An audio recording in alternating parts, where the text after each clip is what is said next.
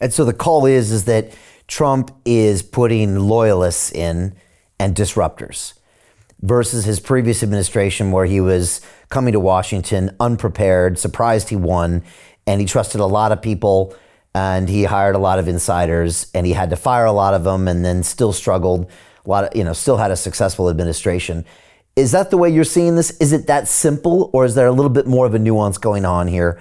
And is it really candidate by candidate? Like you said, Rubio, maybe less so of that loyalist disruptor and a little bit more of that Washington person. But is that what Trump is doing? He's also moving fast.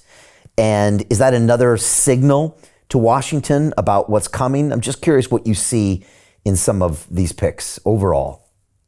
I think it's the latter of what you said. I think it's case by case. I mean, obviously, there have been a string of people that I think it's fair to describe as loyalists between Bobby Kennedy and Matt Gaetz and Pete Hegseth and Tulsi. Although we have not seen, what Tulsi will do with power. The fact is, Jeff Sessions also was seen as a loyalist. And then as soon as the heat was applied around Russiagate, he recused himself, basically allowed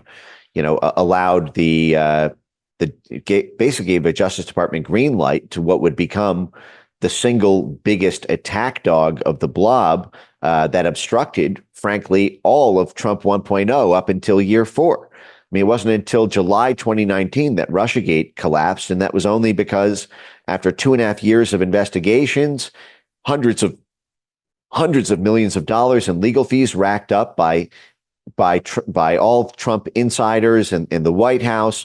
I think that there were probably several foreign policy decisions that were only made by the Trump, inner hive mind as an accommodation to the pressure generated by Russiagate.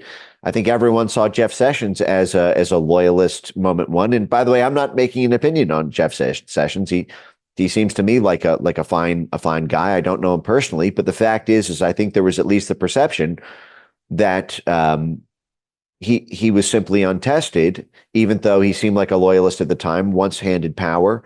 That was not how power was wielded. I think there's an open question around many of the folks here. It's a different thing when you're on the outside spectating the game than when you're in the fight taking the hits. And every single one of these cabinet members are going to be taking hits. They're going to be taking hits from strange southpaw angles they've never seen before, and you can't train for. They're going to be taken at the legal level. They're going to be taken at the media level. They are going to be surrounded by careers inside the agencies who are going to be poking them with pointy spears. Every little thing they do is going to be tightly monitored. Every secretary in every one of these offices is going to be looking for whether or not they put the thing in the burn box if it was classified, or, if, any number of ethics probes. And, there's so many tripwires. It's, you don't really know it until you're in it. And so there is that. But again, when Trump went on Joe Rogan, I think the secretary position he talked about most vividly was the Secretary of State position. How many people were lobbying him to be Secretary of State? How significant that post was in terms of projecting American power abroad? Well, one of these things is not like the other. Marco Rubio is no Trump loyalist. Marco Rubio was working 6 months ago with the Hillary Clinton network to Trump-proof the incoming administration. And now he's been handed the keys to the kingdom for all of U.S.